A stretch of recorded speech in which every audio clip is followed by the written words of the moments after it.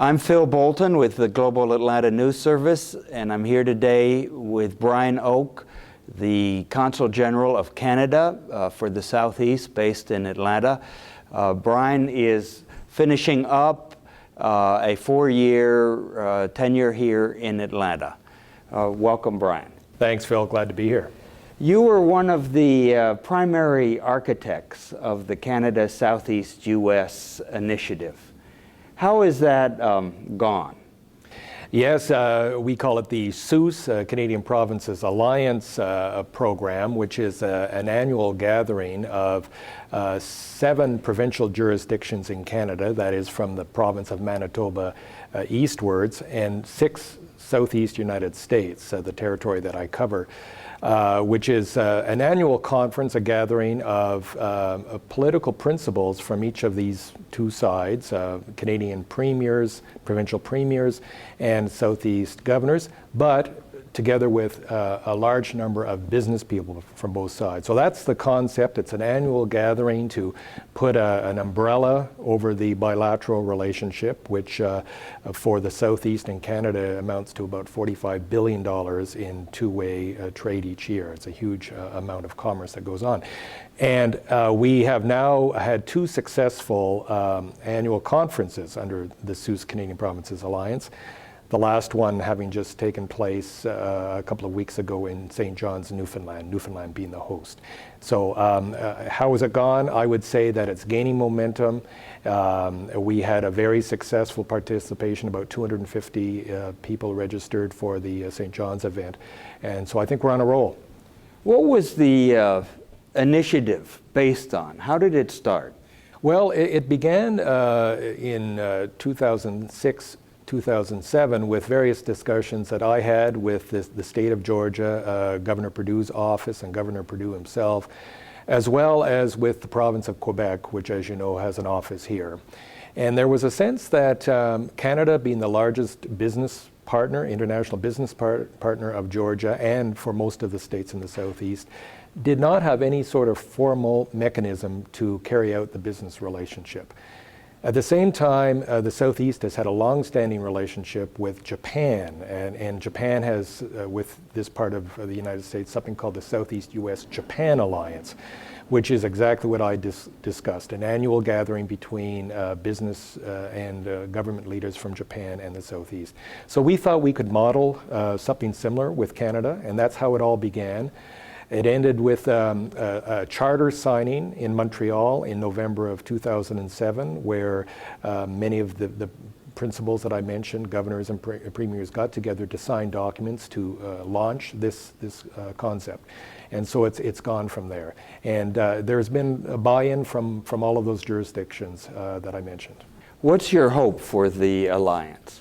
Well, the concept will be that this will continue on an annual basis in alternating jurisdictions, 1 year somewhere in the Southeast, hosted by one of the states, and similarly the following year, hosted by one of the Canadian provinces. And there's been a schedule worked out over the next 10 or 15 years on who's going to be hosting. So again, the first event in June of 2008 was in Savannah, Georgia, hosted by this state. The one I just mentioned, taking place in July in St. John's, Newfoundland. Newfoundland was our first host of the event. Next year, Mississippi will be the venue, and the following year, 2011, the province of New Brunswick. What would be the benefit for a small to medium-sized Georgia company to become aware of this annual meeting and to participate? Every year it changes a little bit. The host jurisdiction, working with the other provinces and states, comes up with an agenda, which is usually business sector specific. So, for example, just as one example, in St. John's, marine technology happened to be one of the sectors that they focused on. And once they define the program, particular companies can be attracted to that program. Now, anybody can attend. There's a registration process. However, the hope is that you want to make it as specific as possible so that businesses can collaborate, establish partnerships. And so every year it changes a little bit. So it could be a small business, it could be a large business, but if it's related to the themes of the conference, it can be more productive. So what happens is each of the states, several months prior to the dates of the event, will go out and advertise the upcoming conference and inviting people to participate. And there is a website that is set up, and you can go in and register.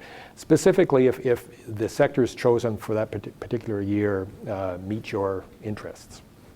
You've been here now for almost 4 years, 3 years and 9 months or so.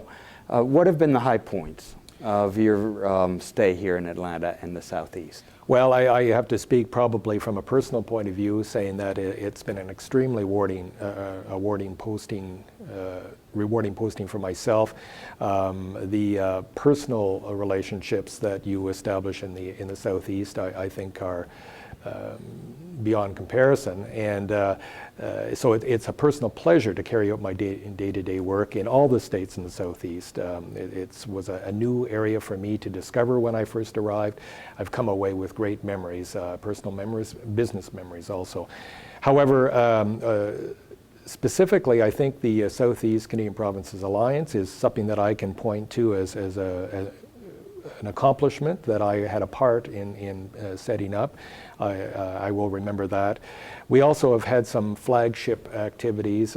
We have had a major collaboration on infrastructure development between Canada and the Southeast through what we call our Gateway and Corridor initiatives. It's a way to look at North America as a whole and how we can better compete with Asia and with Europe through enhanced joint infrastructure programs that allow the flow of traffic from Asia or from Europe into North America through Canada in a more efficient way. So it's a major longer-term initiative that we have been a part of in the last 4 years. And that's a national initiative stretching from the west coast to the east coast, am I right? That's right.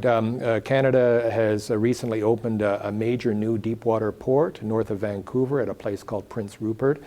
It is effectively 60-hour sailing time closer to Asia than anywhere else on the west coast of North America. It is currently operating and bringing container traffic in from Asia and sending our exports out to Asia also.